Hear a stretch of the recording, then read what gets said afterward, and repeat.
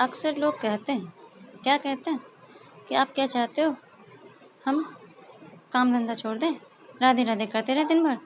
भाई हमारा हिसाब कैसे चलेगा? तो मैंने कब कहा कि आप भगवान की भक्ति करने के लिए काम धंधा छोड़ दीजिए? किसने कहा कि भगवान की भक्ति करने का मतलब काम धंधा छोड़ना है, संसार छोड़ना है? क्या मतलब है फिर इसका? देखिए, समझिए इसका मतलब क्या है। लेकिन पहले आप लोग जो भी इस वीडियो को देख रहे हैं, प्लीज़ इस वीडियो को लाइक करें, शेयर करें और इस चैनल को सब्सक्राइब भी कर दें, ताकि आगे आने वाले सभी वीडियोस की लिंक आपको मिलती जाए। हाँ, तब समझिए, भगवान की भक्ति करने का मतलब संसार छोड़ना नहीं है, काम धंधा छोड़ना नहीं है। फिर क्या मतलब है, ये आप बताइए। हाँ ठीक है, सुनिए। देखिए, हम दो हैं। क्या मतलब? मतलब ये कि एक तो शरीर है, दूसरा आत्मा है। तो जब आत्मा शरीर में है, जब तक आत्मा शरीर में है, ये शरीर चेतन है, चल फिर सकता है, हिल डुल सकता है, लेकिन आत्मा के निकलते ही जड़ हो जाता है, सड़ने लगता है, बदबू आने लगती है। खैर छोड़िए ये सब बातें बाद में होती रहेंगी कि आत्मा क्या है। अभी समझिए शरीर के बारे में। शरीर के बारे में ही बात करते हैं। तो शरीर तो पंचमहाभूत से बना है, आप सब लोग जानते ही होंगे। पृथ्वी, जल, तेज, वायु, आकाश।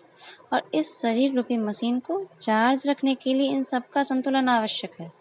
तो इसको जीवित रखने के लिए सबकी ज़रूरत है ना, नहीं तो जीवित रहना ही मुश्किल हो जाएगा।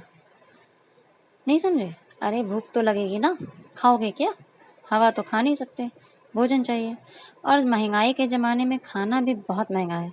अरे मुफ्त में तो आजकल पानी भी नहीं मिलती। तो अब इसके लिए पैसा चाहिए ना, खाने के लिए पैसा चाहिए, और पैसे के लिए कमाना पड़ेगा। पैसा तो भाई पेड़ पर उगता नहीं, उसके लिए तो मेहनत करनी पड़ेगी। और आज के ज़माने में तो मूर्खों को, अनपढ़ों को कोई काम भी नहीं देता।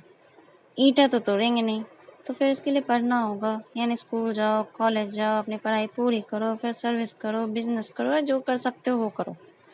तब जाके पैसा मिलेगा, तब सामान खरीदेंगे, फिर भोजन बनाएंगे, फिर खाएंगे, तब जाके पेट भरेगा।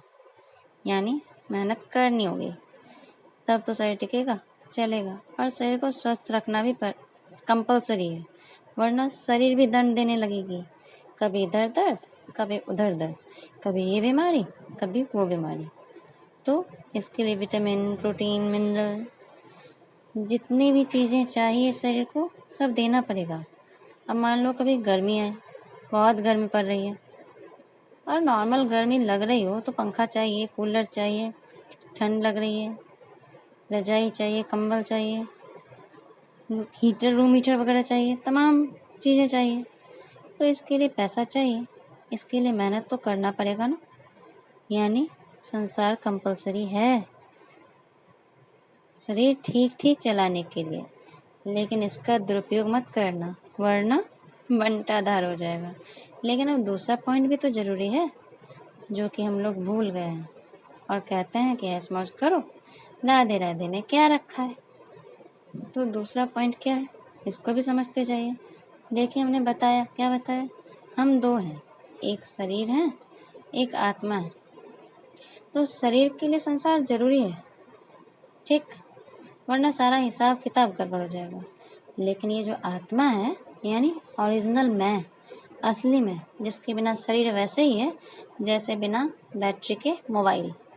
तो ये समझना होगा कि आत्मा का, यानी मेरा वास्तविक कल्याण कैसे होगा। आप कह सकते हैं कि आप कैसे कहते हैं कि हम शरीर नहीं आत्मा है? अरे ये मैं नहीं कहती, आप लोग भी कहते हैं, और केवल कहते ही नहीं, मानते भी हैं। आप लोग बोलोगे वो कैसे? वो ऐसे, देखिए, जब कोई मरता है तो आप क्या कहते हैं? किसी के मरने पर कोई रोने लगता है, अरे मत रो। क्यों ना रोए?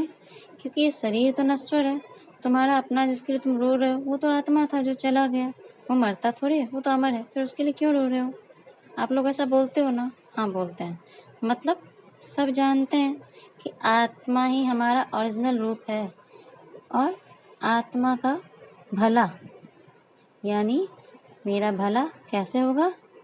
ये भगवान की भक्ति करने से ही होगा।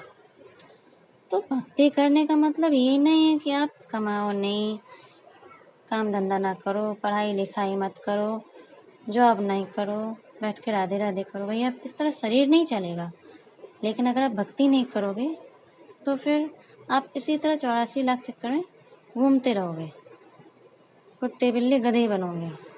जानवर तो एक दूसरे को ही मार के खा जाता है। कितना कष्ट है, कितनी पीड़ा है। इसलिए हमें भगवत भक्ति करनी होगी, तभी इन कष्टों से हमें छुटकारा मिलेगा। बाकी का डिटेल आपको आगे बताया जाएगा कि हमें भक्ति कैसे करनी है। राधे राधे।